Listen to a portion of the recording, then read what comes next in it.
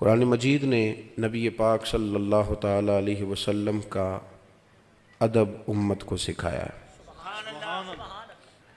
یہ جو ادب ہوتا ہے، تعظیم، اکرام، یہ معاشرے کے اندر سکون پیدا کرتا ہے۔ بدبنی بے سکونی پیدا کرتی ہے، بے ادبی لوگوں کو تکلیف میں مبتلا کرتی ہے، بے سکون کرتی ہے۔ آپ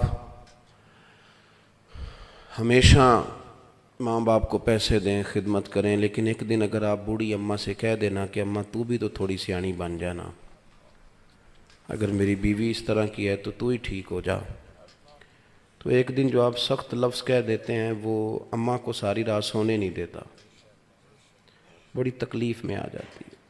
اس کو یوں نہیں کہنا چاہیے تھا۔ والد کو جس دن انسان کہتا ہے نا کہ ابا جی آپ کی وہی سوچ ہے اور اب زمانہ بدل گیا ہے، تو اس بیچارے کو یوں محسوس ہوتا ہے کہ کمائی ساری ضائع ہو گئی۔ میرے بیٹے کو یوں نہیں کہنا چاہیے تھا۔ توہین، بے ادبی لوگوں کو بے سکون کر دیتی ہے۔ بیوی کئی دفعہ اپنے شوہر سے یہ مطالبہ کرتی ہے کہ خرچہ تھوڑا دے دیا کر، لیکن میرے ماں باپ کو گالی نہ دیا کر، مجھے تکلیف ہوتی ہے۔ کچھ شوہر بھی کہتے ہیں اپنے گھر والیوں سے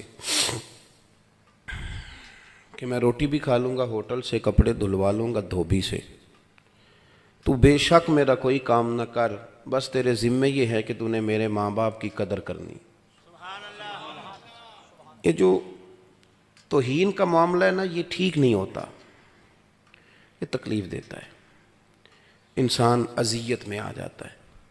لیکن جب آپ ادب کرتے ہیں، اماں انتظار کر رہی تھی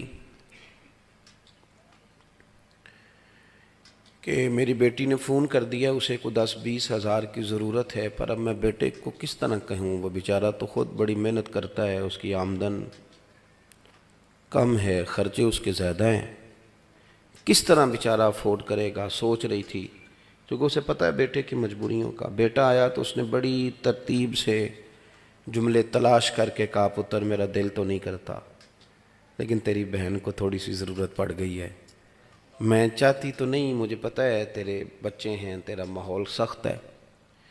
تو پتر نے اس طرح کیا کہ وہ دور بیٹھا تھا تو اٹھ کے اماں کے نیڑے آ گیا اور ماں کا ہاتھ چوم کے کہنے لگا اماں میرے ساتھ ڈر ڈر کے بات نہ کیا کر، جب میں تیرا ہوں تو میری ہر شے ہی تیری ہے۔